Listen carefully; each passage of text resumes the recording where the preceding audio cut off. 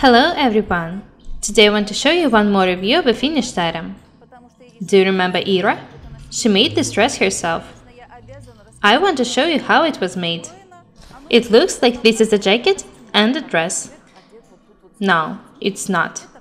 This is a dress. The skirt, this detail on the front, and the wrong side of the peplum are made of the mint neoprene. Have a look at these details once again.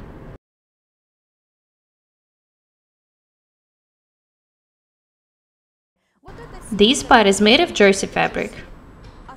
The dress was made on the basis of the 10 measurement cutting system. Have a look at the back. The dress fits Ira perfectly. There is a zip on the center back.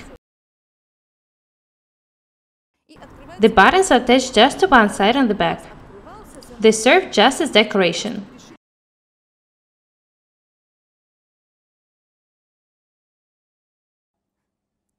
The peplum consists of two parts. This slit was made for Ira to be able to put the dress on.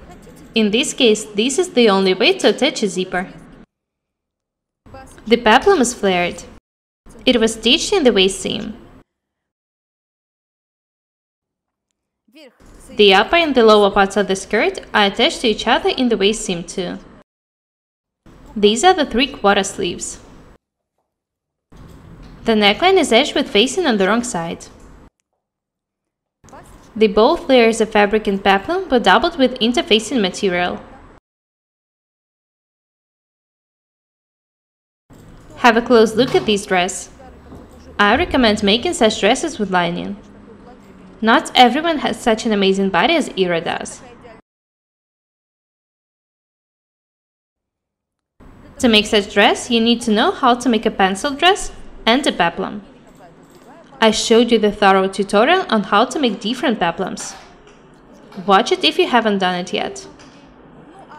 A peplum can also be detachable.